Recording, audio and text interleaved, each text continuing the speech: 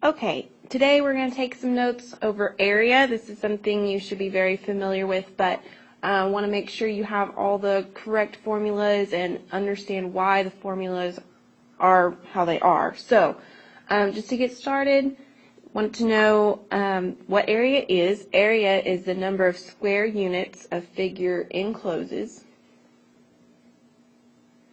And one thing you can always think of when you're working with area is, like, if you have an area that you want to tile and you're tiling it with square feet. And let's say I have this little rectangle area that I want to tile, and it is 6 feet across and 3 units wide. So if I'm buying tiles that are 1 foot by 1 foot and I want to fill the entire floor, then I'm going to have to buy, if I count all these up, I'm going to have 1, 2, 3, 4, 5, 6, 12, 18 tiles.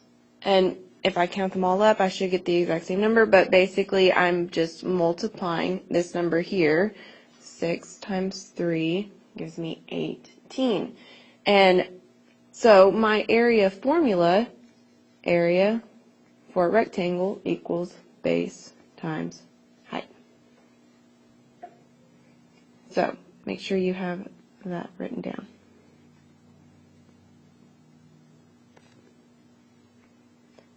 My same formula transfers to if I'm working with a parallelogram. A parallelogram basically has the same length on top and bottom and on my sides. It's like a rectangle, but it's shifted. So working that formula is the exact same, base times height.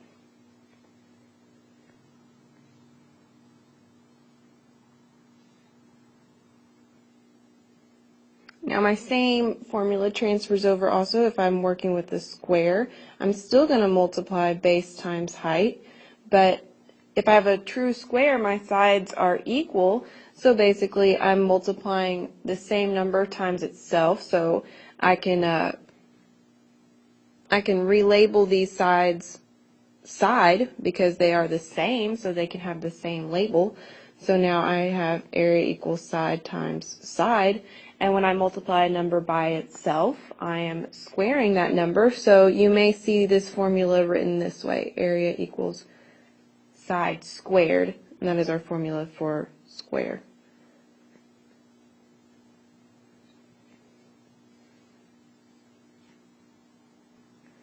Now this is where it starts getting a little interesting.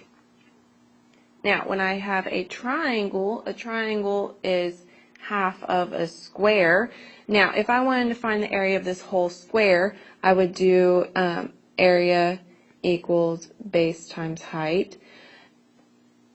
And I do base times height instead of side times side because some areas might be, or some triangles might be a little taller than others. But, and this is a right triangle, but the same formula works for other triangles, but I'm just using this as an example.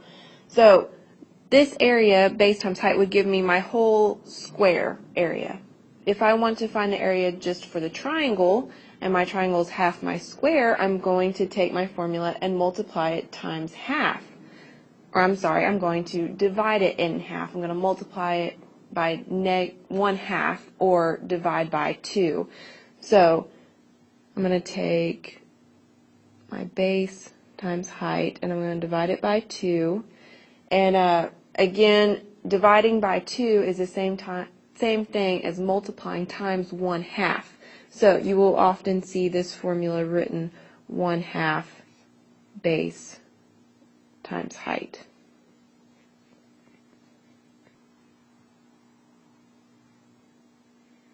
Now, a trapezoid can get a little confusing because I have a base 1 and a base 2. They're different lengths.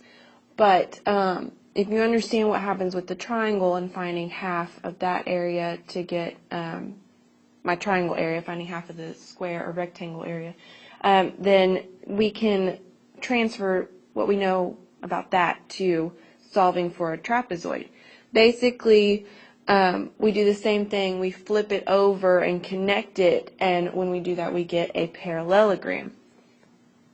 So basically, I took my trapezoid, flipped it, kind of rotated it over so that this is my base 1, the shorter base. This is my base 2 up here, and I still have my height is the same. So finding area for this parallelogram would be base times height, but my base is now this entire length here to here, so I'm adding my base 1 and my base 2. So this formula would give me my area for the entire parallelogram here. I want to just find this area in here, so I'm going to have to divide this formula in half. So I'm going to either divide by 2 or multiply times 1/2, and you will often see it written that way. So you will have 1/2 B1 plus B2 times height. All right, that is all the formulas I wanted to share with you. For 7-6, I still did want to cover 7-7 real quick, dealing with circumference and area of a circle. Okay, so parts of the circle, we have the actual circle. Around the circle, that length is called the circumference, like the perimeter on other objects on the circle, it's called the circumference. A diameter is the length across the center of a circle, so it would intersect here with the center and go all the way to the edge, and the two edges. And a radius just connects from one edge to the center. Dealing with circles, we need to know about pi. Pi, this symbol here, is the ratio for the circumference to the diameter. So pi is always equal to, it is the ratio, so fraction, circumference to diameter, so that's circumference over diameter.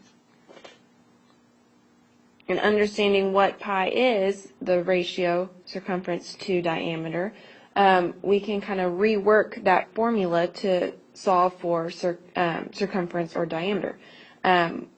Circumference, if we want to get circumference alone, we'd have to multiply both sides by d, by diameter, and we would have circumference equals pi times diameter.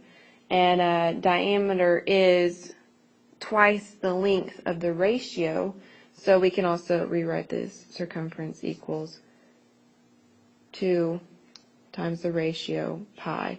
A lot of times on formula charts it'll be kind of reordered. It'll be 2 pi r, but you get the same thing. One last formula I want to share with you. The area for a circle is the product of pi and the square of the radius. So I'm going to take my pi and I'm going to multiply it with radius squared. So I'll square the radius first and then multiply it with pi. Pi is equal to 3.141592652.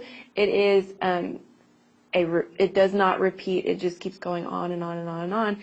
So unless you have a calculator to work with, a lot of times you might round to 3.14, and that will give you a close answer. But just know that 3.14 is not pi. That is rounded. So that's about pi. All right. I hope you have a wonderful night. I know this was a lot of information in a long video, but have a wonderful night, and I'll see you in class tomorrow. Bye.